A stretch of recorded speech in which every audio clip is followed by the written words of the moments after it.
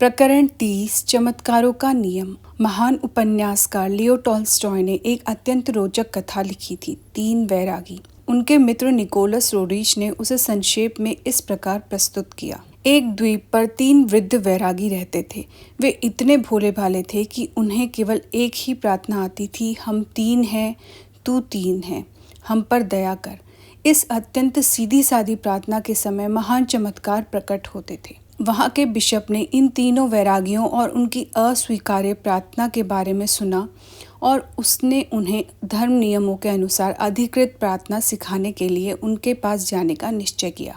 उसने उस द्वीप पर पहुंचकर वैरागियों को बताया कि उनकी प्रार्थना अत्यंत अशोभनीय है और फिर उसने उन्हें कुछ प्रचलित प्रार्थनाएं सिखाई। उसके बाद बिशप एक नाव पर सवार होकर चल पड़े। उसने नाव के पीछे आते एक दीप्तिमान प्रकाश को देखा। जब वह प्रकाश निकट आया तो उसने उस प्रकाश में उन 3 वैरागियों को देखा जो एक दूसरे का हाथ पकड़े हुए नाव की बराबरी में आने के लिए पानी की लहरों पर दौड़ रहे थे। जब वे एक बिशप के पास पहुंचे तो उन्होंने चिल्लाकर उससे कहा, आपने हमें जो प्रार्थनाएं सिखाई थी वे सब हम भूल गए हैं और इसलिए आपसे यह अनुरोध करने के लिए दौड़े दौड़े आए हैं कि आप फिर से हमें वे प्रार्थनाएं सिखा दें। विस्मय विभोर बिशप ने सिर हिलाया। विनम्रतापूर्वक उसने उन्हें कहा, प्रियजनों, अपनी पुरानी प्रार्थना ही जारी रखें। ये 3 वैरागी पानी पर कैसे चल सके? ईसा मसीह सूली पर लटके मृत शरीर को पुनर्जीवित कैसे कर सके? लाहिड़ी महाशय और श्री उक्तेश्वर जी अपने चमत्कार कैसे कर सके? आधुनिक विज्ञान के पास अभी तक इसका कोई उत्तर नहीं है, जबकि अणु युग के आने से विश्व मानस के कार्य क्षेत्र और उसके ज्ञान में अत्यधिक वृद्धि भी हो गई है। मनुष्य की शब्दावली में अब असंभव शब्द धीरे धीरे महत्वहीन होने लगा है। वेद शास्त्र कहते हैं कि भौतिक जगत माया के एक ही मूल सिद्धांत के अंतर्गत कार्य करता है, सापेक्षता और द्वैत का सिद्धांत। समस्त जीव सृष्टि एकमात्र ईश्वर ही है और वह अखंड निरपेक्ष एकत्व है। सृष्टि की पृथक और भिन्न भिन्न अभिव्यक्तियों में प्रकट होने के लिए वह झूठा या अवास्तविक चोला पहन लेता है। यह अवास्तविक द्वैत प्रदान करने वाला चोला ही माया है। आधुनिक काल के अनेक बड़े बड़े वैज्ञानिक आविष्कारों से प्राचीन ऋषियों की इस सरल घोषणा की पुष्टि होती है। न्यूटन की गति का सिद्धांत माया का ही एक नियम है। प्रत्येक क्रिया के लिए उसके समतुल्य विपरीत प्रतिक्रिया होती है। किन्हीं भी 2 पिंडों की एक दूसरे पर क्रियाएं सदैव समतुल्य और परस्पर विरोधी दिशाओं में लक्षित होती है। इस प्रकार क्रिया और प्रतिक्रिया सर्वस्वी समतुल्य होती है। केवल एक ही शक्ति का होना असंभव है। समतुल्य और परस्पर विरोधी शक्तियों की जोड़ी होनी ही चाहिए और सदा रहती ही है। प्रकृति की मूलभूत क्रियाएं अपनी माया मूलकता का ही परिचय देती है। उदाहरण के लिए विद्युत शक्ति आकर्षण और विकर्षण के कारण निर्मित होती है। उसके इलेक्ट्रॉन और प्रोटॉन परस्पर विरोधी विद्युत आवेग है। दूसरा उदाहरण अणु अर्थात पदार्थ की सूक्ष्मतम कण स्वयं पृथ्वी की तरह ही धनात्मक या ऋणात्मक ध्रुवों से युक्त एक चुंबक है। यह समस्त गोचर जगत ध्रुवता के प्रभाव में है। भौतिक शास्त्र, रसायन शास्त्र या किसी भी अन्य विज्ञान का कोई भी नियम कभी अंतर्निहित परस्पर विरोधी तत्वों से मुक्त नहीं मिलता। अतः भौतिक विज्ञान माया के बाहर के किसी नियम का सूत्र नहीं बना सकता। सृष्टि का मूल ताना बाना ही माया है, उसकी मूल रचना ही माया है, स्वयं प्रकृति माया है। प्राकृतिक विज्ञान के पास केवल प्रकृति के अपरिहार्य सारभूत तत्वों का ही अध्ययन और उन्हीं का प्रयोग करने के सिवा और कोई चारा ही नहीं है। अपने क्षेत्र में प्रकृति शाश्वत और अपार है। भावी वैज्ञानिक उसके विविध रूपी अनंतता के एक के बाद एक पहलू की खोज करते जाने से अधिक कुछ नहीं कर पाएंगे। विज्ञान इस प्रकार सदा के लिए परिवर्तनों के क्रम से ही गुजरता रहेगा और अंतिम कारण तक कभी नहीं पहुंच पाएगा। पहले से ही अस्तित्व में आए हुए और कार्य करते हुए ब्रह्मांड के नियमों का पता लगाने की तो उसमें क्षमता है, परंतु नियम बनाने वाले विधाता और कार्य चलाने वाले जगत नियंता को ढूंढ पाने में वह असमर्थ है। गुरुत्वाकर्षण और विद्युत शक्ति के तेजस्वी प्रदर्शनों का तो पता चल गया, परंतु गुरुत्वाकर्षण और विद्युत शक्ति क्या है कोई मानव नहीं जानता। सहस्राब्दियों से अवतारों और सद्गुरुओं ने मानव जाति को माया से ऊपर उठने का कार्य दे रखा है। सृष्टि के द्वैत से ऊपर उठकर उसके पीछे विद्यमान सृष्टा की अखंड एकता को पहचानना ही मनुष्य का सर्वोच्च लक्ष्य माना गया। जो माया में लिप्त रहते हैं उन्हें उसके ध्रुवता के नियम को स्वीकार करना ही होगा। ज्वार भाटा, उत्थान पतन, दिन रात, सुख दुख, अच्छा बुरा, जन्म मृत्यु, कुछ हजार मानव जन्मों से गुजरने के बाद मनुष्य को इन आवृत्तियों की यह नियमबद्ध क्रमशीलता पीड़ादायक और नीरस प्रतीत होने लगती है। तब वह माया जनित विवशताओं से परे आशापूर्ण दृष्टि डालने लगता है। माया के पर्दे को हटाने का ही अर्थ है सृष्टि के रहस्य को अनावृत करना। जो इस प्रकार सृष्टि का अनावरण कर देता है, केवल वही सच्चा अद्वैतवादी है। अन्य सब केवल मूर्ति पूजक हैं। जब तक मनुष्य प्रकृति के दयात्मक भ्रांतियों में उलझा रहता है, तब तक छल कपटी माया ही उसकी आराध्य देवी होती है और वह एकमात्र सच्चे ईश्वर को नहीं जान सकता। विश्व माया मनुष्य में अविद्या के रूप में प्रकट होती है। माया या अविद्या को बौद्धिक विश्वास या विश्लेषण के द्वारा कभी नष्ट नहीं किया जा सकता। केवल निर्विकल्प समाधि के आंतरिक स्थिति की प्राप्ति से ही उसे नष्ट किया जा सकता है। ओल्ड टेस्टामेंट के सब संतों तथा सभी देशों और युगों के दृष्टाओं ने चेतना की उसी अवस्था से उपदेश दिया था। एजोकिएल ने कहा था, बाद में वह मुझे दरवाजे के पास ले आया। यह दरवाज़ा पूर्वाभिमुख था और मैंने देखा इज़राइल के भगवान का दिव्य तेज पूर्व दिशा से आया। उसकी ध्वनि पानी की तेज बहती अनेक धाराओं के समान थी और पृथ्वी उसके तेज के आलोक में नहा उठी। योगी अपनी चेतना को ललाट में स्थित दिव्य चक्षु में से ले जाकर सर्वव्यापकता में पहुंचता है। जब वह यह कर रहा होता है, तब उसे ओम की पानी की तेज बहती अनेक धाराओं के समान ध्वनि सुनाई देती है, जो सृष्टि की एकमात्र वास्तविकता के प्रकाश के स्पंदनों के कारण होती है। सृष्टि के अरबों खरबों रहस्यों में से सबसे विलक्षण रहस्य है प्रकाश। ध्वनि तरंगों के संचरण के लिए तो हवा या अन्य किसी भौतिक माध्यम की आवश्यकता होती है, परंतु प्रकाश तरंगे नाभिकीय पिंडों के बीच के निर्वात से भी सरलतापूर्वक संचार करती हैं। तरंग सिद्धांत में जिस काल्पनिक आकाश को नाभिकीय पिंडों के बीच के शून्य में प्रकाश का माध्यम माना जाता है, उसे भी आइंस्टाइन के इस मत के कारण हटा दिया जा सकता है कि अंतरिक्ष के ज्यामितीय गुणधर्म आकाश की कल्पना को अनावश्यक बना देते हैं। इन दोनों में से किसी भी प्रमेय को माने, तब भी प्रकृति की समस्त अभिव्यक्तियों में प्रकाश ही सबसे सूक्ष्म और भौतिक अवलंबन से सर्वाधिक मुक्त है। आइंस्टाइन की असाधारण अवधारणाओं के अनुसार सापेक्षता सिद्धांत में प्रकाश की गति सबसे महत्वपूर्ण है। वे गणित द्वारा सिद्ध करते हैं कि जहाँ तक मानव के सीमित मन का संबंध है, इस नित्य परिवर्तनशील ब्रह्मांड में केवल प्रकाश की गति ही अपरिवर्तनशील है, कि केवल वही निरपेक्ष स्थिरांक है। केवल प्रकाश के इस निरपेक्ष स्थिरांक पर ही मनुष्य के समय एवं दूरी के सारे मापदंड निर्भर हैं। अब तक दुर्बोध रूप से शाश्वत समझे जाने वाले समय और दूरी भी सापेक्ष और सीमित घटक हैं। उनके माप का औचित्य केवल प्रकाश गति के संदर्भ में है। परिमाणात्मक सापेक्षता में अंतरिक्ष के साथ समय के आ जाने से समय का सच्चा स्वरूप भी सामने आ गया है कि वह केवल संदिग्धता के अलावा कुछ नहीं।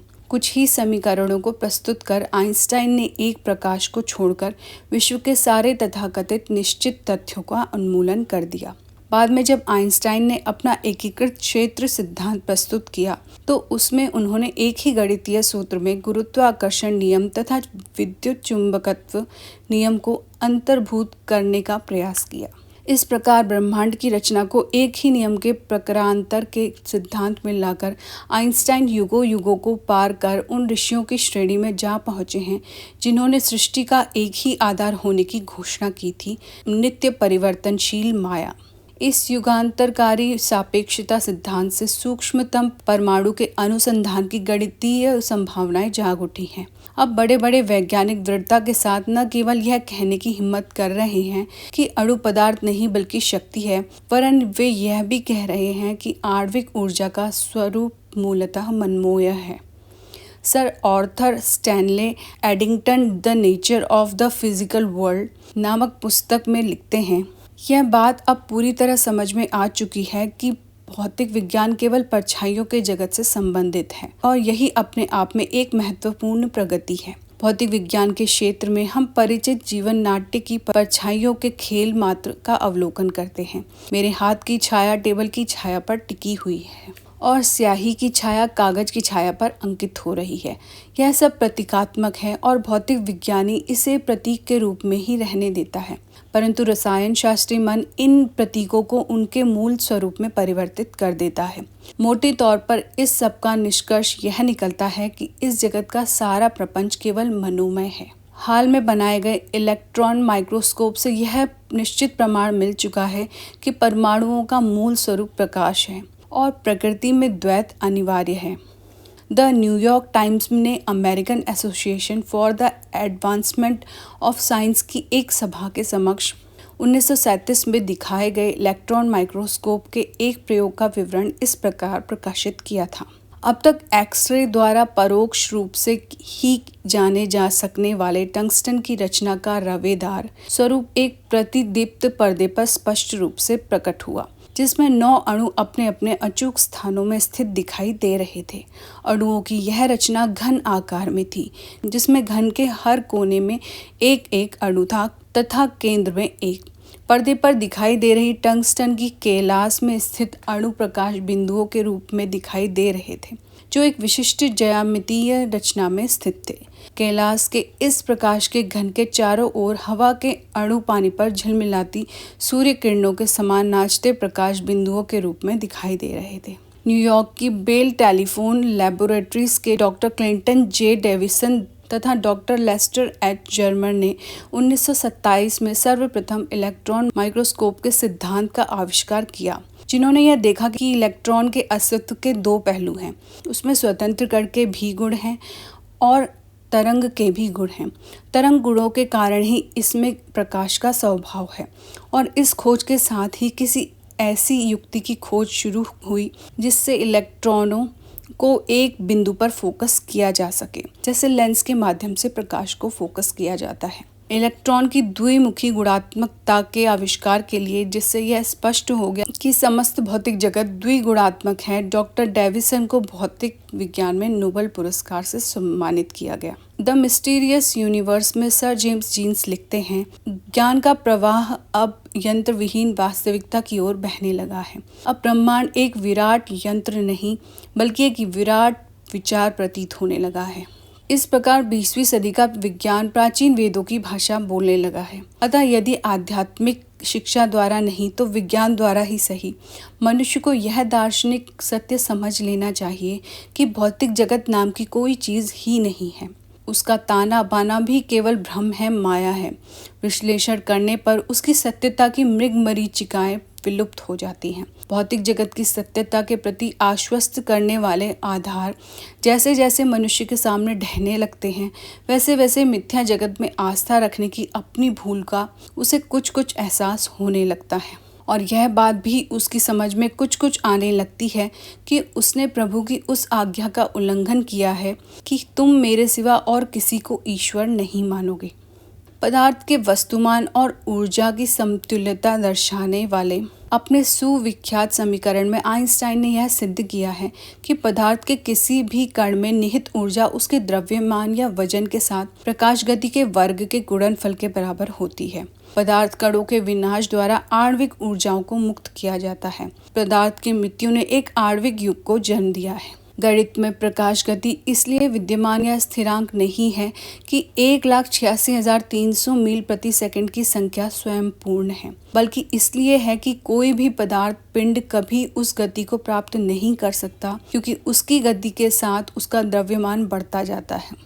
दूसरे शब्दों में कहें तो केवल ऐसा पदार्थ पिंड प्रकाश की गति के साथ किया जा सकता है जिसका द्रव्यमान अनंत हो। यह संकल्पना हमें चमत्कारों के नियम के द्वार पर लाकर खड़ा कर देती है। जो सिद्धजन अपने शरीर को तथा अन्य वस्तुओं को प्रकट या अदृश्य कर देने की, प्रकाश की गति से संचार करने की और सृजनशील प्रकाश किरणों का उपयोग पर किसी भी वस्तु को तत्क्षण मूर्त रूप देने की शक्ति रखते हैं, उन्होंने इस वैध शर्त को पूरा कर दिया होता है, उनका द्रव्यमान अनंत होता है। सिद्ध योगी की चेतना उसके छोटे से शरीर से बंधी न रहकर अनायास ही ब्रह्मांड की रचना के साथ तद्रुप्त हो जाती है। गुरुत्वाकर्षण के कारण सभी भौतिक पदार्थ भार युक्त होते हैं, परंतु यह गुरुत्वाकर्षण, फिर चाहे न्यूटन उसे शक्ति कहें या आइंस्टाइन उसे जड़ता की अभिव्यक्ति कहें, किसी सिद्ध को भार का गुणधर्म व्यक्त करने के लिए विवश करने में असमर्थ है। जो स्वयं को सर्वव्यापी परम तत्व के रूप में जान जाता है,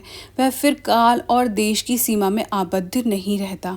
आबद्ध कर रखने वाली सीमाओं के सारे घेरे अहम ब्रह्मास्मि के तेज में विलुप्त हो जाते हैं। प्रकाश हो और प्रकाश हो गया। सृष्टि की रचना में ईश्वर के प्रथम आदेश से सृष्टि का आधार तत्व प्रकाश अस्तित्व में आ गया।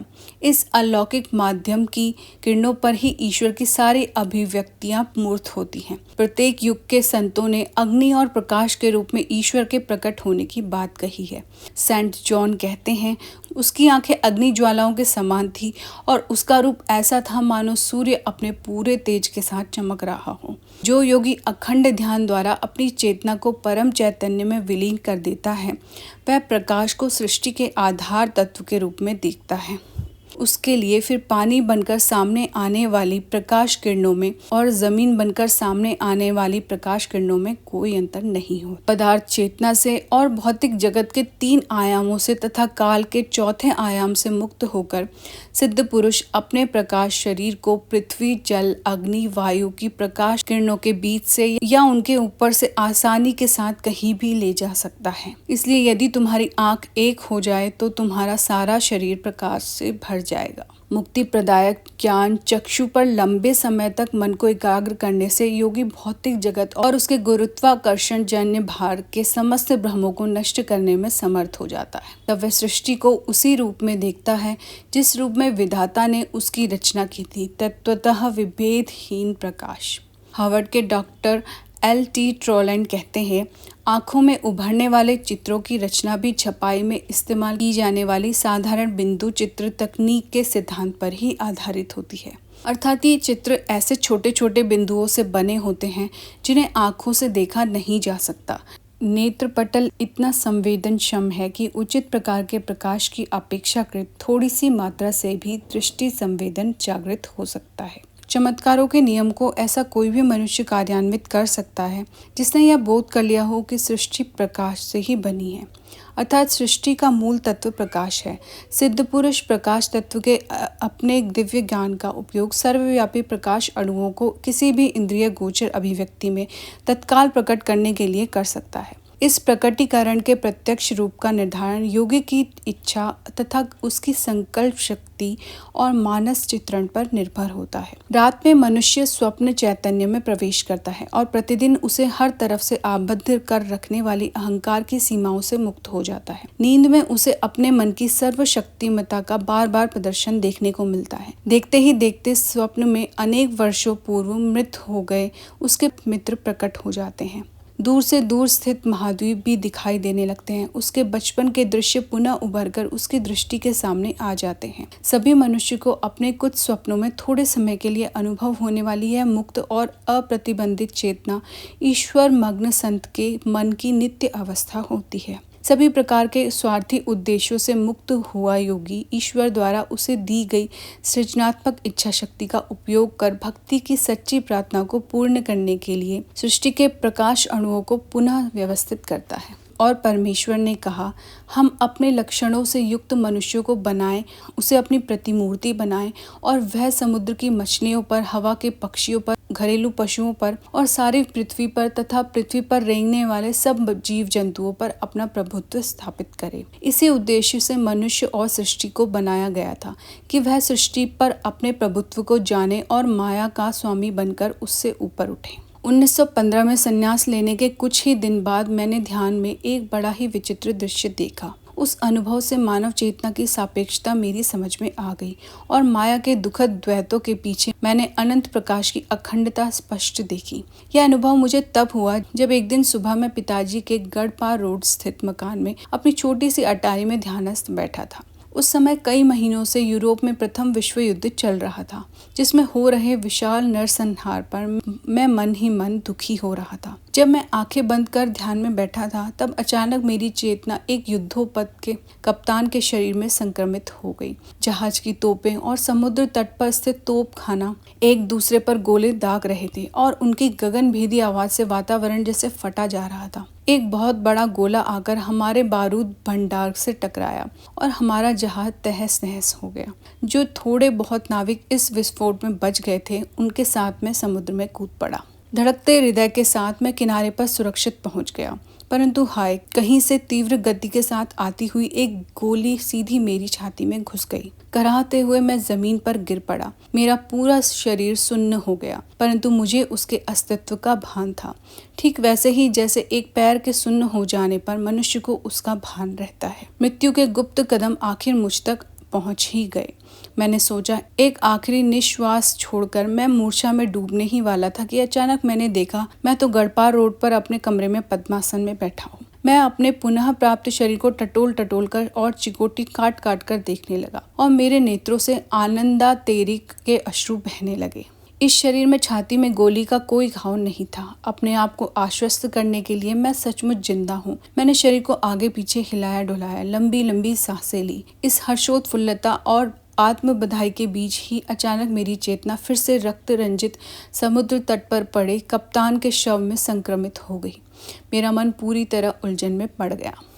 मैं प्रार्थना करने लगा, प्रभु, मैं मृत हूँ या जीवित? समस्त क्षितिज प्रकाश से दीप्तिमान हो उठा। मृदु गर्जन करता एक कंपन शब्द बनकर सुनाई देने लगा। जीवन या मृत्यु का प्रकाश के साथ क्या संबंध? अपने प्रकाश की मूर्ति के रूप में मैंने तुम्हें बनाया है।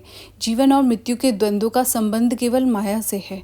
अपने मायातीत स्वरूप को देखो। जागो मेरे बच्चे, जागो। मानव की जागृति के क्रम में ईश्वर यथा समय और यथा स्थान वैज्ञानिकों को अपनी सृष्टि के रहस्यों को जानने के लिए प्रेरित करता है। अनेक आधुनिक आविष्कार इस बात को समझने में मानव की सहायता करते हैं कि सृष्टि एक ही शक्ति की विविध अभिव्यक्तियां मात्र है, कि ये सारी अभिव्यक्तियां ईश्वरीय प्रज्ञा के युक्त प्रकाश की हैं। चलचित्र, radio, television, radar, photo electric cell, अणु शक्तियों के सारे चमत्कार प्रकाश के विद्युत चुंबकीय गुणों पर आधारित हैं। चलचित्र कला किसी भी चमत्कार का दृश्यांकन कर सकती है। प्रभावकारी दृश्य प्रस्तुत करने के दृष्टिकोण से कौशलपूर्ण फोटोग्राफी के लिए कुछ भी असंभव नहीं है। चलचित्र में मनुष्य पारदर्शी सूक्ष्म शरीर धारण कर अपनी स्थूल देह से निकालता हुआ देखा जा सकता है। वह पानी पर चल सकता है, मृत व्यक्ति को दोबारा जिंदा कर सकता है, घटनाक्रम को पलटकर पीछे ले जा सकता है और देश और काल की धज्जियां उड़ा सकता है। कुशल फोटोग्राफर अपनी इच्छा के अनुसार छायाचित्रों को मिलाकर दृष्टि के लिए चमत्कार कर सकता है। ठीक उसी प्रकार जैसे सिद्ध पुरुष वास्तविक प्रकाश किरणों के साथ रहता है, जीवंत प्रतीत होने वाले चित्रों को प्रस्तुत करते चलचित्र सृष्टि के अनेक तथ्यों पर प्रकाश डालते हैं। सृष्टि निर्देशक ने अपनी पटकथाएं स्वयं लिखी हैं और सदियों के इस विराट चित्रपट में असंख्य अभिनेता अभिनेत्रियों का समावेश किया है। अनंतता के अंधकार पूर्ण भूत से वह प्रकाश की अपनी किरणों को प्रक्षेपित करता है, जो एक के बाद एक आने वाले युगों की फिल्मों में से होकर महाकाश के पर्दे पर गिरते हैं और उन फिल्मों के चित्रों को प्रतिबिंबित करते हैं। जिस प्रकार सिनेमा के चित्र वास्तविक प्रतीत होते हैं, परंतु होते हैं मात्र प्रकाश और छाया के मिले जुले चित्र, उसी प्रकार सृष्टि की विविधता भी एक भ्रम मात्र है। विभिन्न ग्रह मंडल और उन पर जीने वाले असंख्य जीव एक विराट चलचित्र के चित्रों के अतिरिक्त कुछ नहीं। मनुष्य की पंचेंद्रियों को तात्कालिक समय के लिए वास्तविक लगने वाले परिवर्तित दृश्य मानव चेतना के पर्दे पर अनंत सृजनात्मक किरण द्वारा प्रक्षेपित किए जाते हैं। सिनेमा दर्शक दृष्टि ऊपर उठाकर देख सकते हैं कि पर्दे पर दिखाई देने वाले सारे चित्र चित्रविहीन प्रकाश किरणों की एक बीम से उत्पन्न होते हैं। उसी प्रकार सृष्टि का यह रंग बिरंगा नाटक भी एक ब्रह्मांडीय स्रोत से आने वाले एकमात्र श्वेत प्रकाश से उत्पन्न हो रहा है। अकल्पनीय कौशल के साथ ईश्वर अपनी संतानों के मनोरंजन के लिए विराट नाटक प्रस्तुत कर रहे हैं, जिसमें उन्हें वे अपने ग्रह मंडलीय नाट्य ग्रह में नाटक के पात्र भी बना रहे हैं और दर्शक भी। एक दिन यूरोप के युद्ध क्षेत्र की न्यूज रील देखने के लिए मैं एक सिनेमा थिएटर में गया। प्रथम विश्व युद्ध पाश्चात्य जगत में तब भी चल रहा था। न्यूज रील में नरसंहार इतना वास्तविक लग रहा था कि मैं अत्यंत व्यथित हृदय से थिएटर से बाहर निकला। मैं प्रार्थना करने लगा, प्रभु आप इतना दुख दर्द क्यों होने देते हैं? मेरे आश्चर्य का ठिकाना ना रहा जब प्रत्यक्ष यूरोप के युद्ध क्षेत्र के दिव्य दर्शन के रूप में मेरी प्रार्थना का तत्काल उत्तर आया। मृतकों और मरणासन्न लोगों से भरे हुए ये दृश्य न्यूज रील के चित्रांकन से कहीं अधिक भयंकर थे। ध्यान से देखो, मेरी अंतरात्मा से एक मृदु एवं सौम्य वाणी कह रही थी। तुम देखोगे कि फ्रांस में अभिनीत किए जा रहे ये दृश्य प्रकाश छाया के खेल के अतिरिक्त कुछ नहीं है। ये सृष्टि के चलचित्र हैं, उतने ही वास्तविक और उतने ही अवास्तविक जितनी तुमने अभी अभी देखी न्यूज रील थी। नाटक के भीतर और एक नाटक। मेरे हृदय को अभी भी सांत्वना नहीं मिली। दिव्यवाणी आगे कहती गई, सृष्टि प्रकाश और छाया दोनों ही है, अन्यथा कोई चित्र संभव नहीं हो सकता। माया के भले एवं बुरे गुण बारी बारी से एक दूसरे पर हावी होते रहते हैं। इसी संसार में यदि अखंड आनंद प्राप्त हो जाए तो क्या मनुष्य किसी दूसरे लोक की कामना करेगा? दुख दर्द मिले बिना तो वह इस बात को याद करने की कोशिश नहीं करता कि उसने अपना नित्य धाम त्याग दिया है। दुख उसे यह याद दिलाने के लिए चुभोया जाने वाला एक शूल है। दुख से बचने का उपाय ज्ञान है। मृत्यु की विभीषिका मिथ्या है, अवास्तविक है। जो लोग उसके नाम से कांप उठते हैं वे नाटक के उस नासमझ नट के समान हैं जो उस पर पिस्तौल से नकली गोली दागी जाने पर भी भय के मारे मंच पर ही मर जाता है। मेरी संतानें प्रकाश की हैं, वे सदा के लिए माया के अंधकार में सोई नहीं रहेंगी। मैंने शास्त्रों में माया के विषय में बहुत कुछ पढ़ा था, परंतु उससे मुझे माया का वैसा गहरा ज्ञान प्राप्त नहीं हुआ था जैसा ध्यान में दिखने वाले दृश्यों और उनके साथ आने वाले सांत्वनादायक शब्दों से प्राप्त हुआ। मनुष्य के मूल्यों में, मान्यताओं में, सोच विचार में गहन परिवर्तन आ जाता है जब उसे इस सत्य का विश्वास हो जाता है कि यह सृष्टि केवल एक विराट चलचित्र है और इसके भीतर नहीं बल्कि इसके परे उसका सच्चा स्वरूप निहित है। इस प्रकरण को पूरा लिखने के पश्चात मैं अपने पलंग पर पद्मासन में बैठ गया। मेरे कमरे में 2 मंद लैंपों का धुंधला प्रकाश फैला हुआ था। मैंने दृष्टि ऊपर उठाई तो ऊपर की छत में सरसों के रंग के छोटे छोटे प्रकाश बिंदु रेडियम के समान चमकते हुए झिलमिला रहे थे। असंख्य प्रकाश किरणें वर्षा के जलरेखीय बाणों के समान एक पारदर्शी किरणावली बनकर शांति से मुझ पर बरसती रही। तत्काल मेरी स्थूल देह की जड़ता समाप्त हो गई और वह सूक्ष्म देह के समान झीनी बन गई। मुझे हवा में तैरने का आभास हो रहा था। मेरा भारहीन शरीर पलंग का नाम मात्र का स्पर्श करते हुए बारी बारी से दाहिने बाएं सरकने लगा। मैंने कमरे में दृष्टि दौड़ाई। दीवारों और सारे फर्नीचर अपनी अपनी जगह यथास्थित था, परंतु प्रकाश की अल्प किरणावली इतनी विस्तृत और व्यापक हो गई थी कि अब छत नजर ही नहीं आ रही थी। मैं विस्मित हो गया। मानो उस प्रकाश से ही एक आवाज आई, सृष्टि के चलचित्र की बनावट ऐसी ही है। पलंग पर बिछी तुम्हारी चादर के सफेद पर्दे पर अपना प्रकाश स्तंभ प्रक्षेपित कर वह तुम्हारे शरीर के चित्र को उत्पन्न कर रही है। देखो, तुम्हारा यह शरीर प्रकाश के अतिरिक्त कुछ भी नहीं है। मैंने अपने हाथों की ओर देखा और उन्हें आगे पीछे हिलाया, परंतु उनमें मुझे किसी वजन का अनुभव नहीं हुआ। मैं परमानंद में विभोर हो उठा। मेरे शरीर के रूप में खिल उठने वाला महाव्योम के प्रकाश का स्तंभ प्रकाश के उस स्तंभ का दिव्य प्रतिरूप प्रतीत हो रहा था जो सिनेमा थिएटर के प्रोजेक्शन बूथ से निकलकर पर्दों पर चित्रों को प्रकट कर देता है। लंबे समय तक मैं अपने कमरे के मंद प्रकाश युक्त थिएटर में अपने शरीर का यह चलचित्र अनुभव करता रहा।